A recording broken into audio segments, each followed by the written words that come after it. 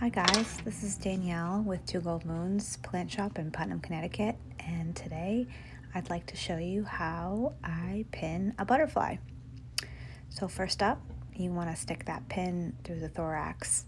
Now this is going to be a little bit in depth, as well as I'm going to answer some frequently asked questions and other types of myths surrounding the butterfly pinning that I do here at the shop. I do have a workshop on this. In fact, I will have one linked for you, and you can purchase a ticket to come and join me and learn how to do this yourself. So what I've done now is I've pinned that butterfly with the pin through the thorax right onto my pinning board. Next up, I'm going to go ahead and take my two wax paper, parchment paper, you can even use tracing paper, anything you really have, and I'm going to go ahead and put those on either side of the wings, on the inner side of the wings rather.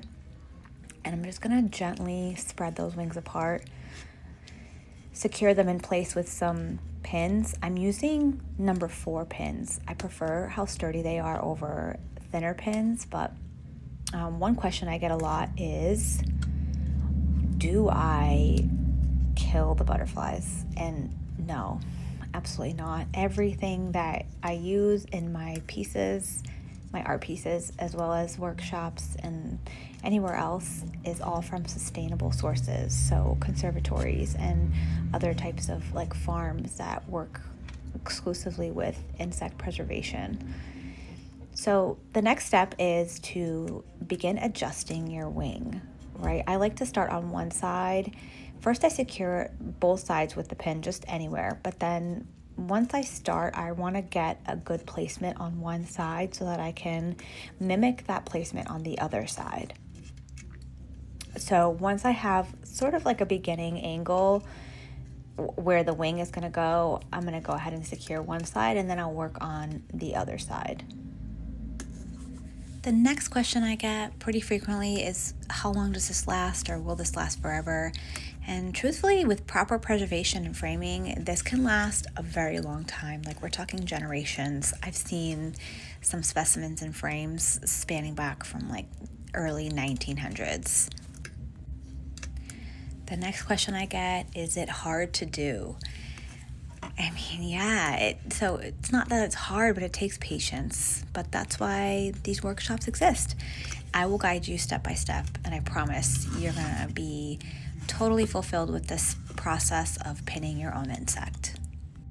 The next thing I want to mention is that when I am pinning my wings into place, notice how I'm not pinning onto the wing itself. You always want to be mindful of where you're sticking those pins in, and it should be on the outer perimeter of the wing, never on the wing itself. For obvious reasons, you're going to get holes and damage, but do try to get as close to that outer perimeter as you can to where the wing is. Just obviously avoid getting those pins right into the wing.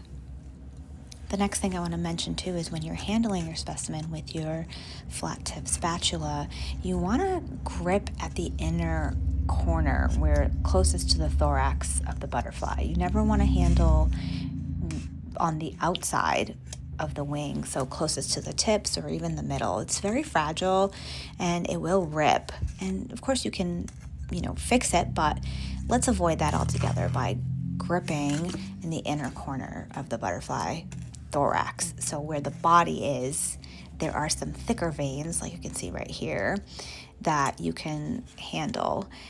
But I don't recommend handling with your fingers. So when you handle with your fingers, you can damage the wing. You can it takes some of the coloring off.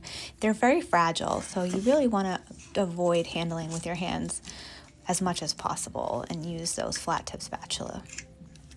So sometimes you'll get a body that is kind of protruding outside of that inner reservoir of the pinning board, and to kind of flatten it, you'll just want to take some of that little paper and pin it down. Again, don't pin it onto the body. Try to avoid pinning the wings at all. So lastly, once your butterfly is in place and you have the angle that you like, you can now start working on the antenna. Honestly, the antennas are so fragile that sometimes you might run into breaking, and I'll do another video on that and how to fix that or even replace the antenna. But for this one, I'm going to just go ahead and use some pins to secure it into place. And I will use some paper as well to kind of flatten them down to get them to a nice even level, again with the body and the wings inside that reservoir.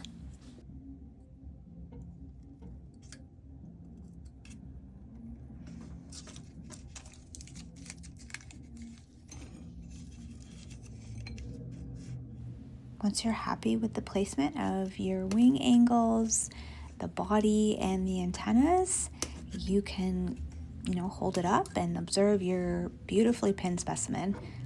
These do take a couple days, 2, 3, 4 days to dry in ideal conditions, so you won't want to remove it until then. But that's it. You're done. You've officially pinned your insect specimen. Congratulations.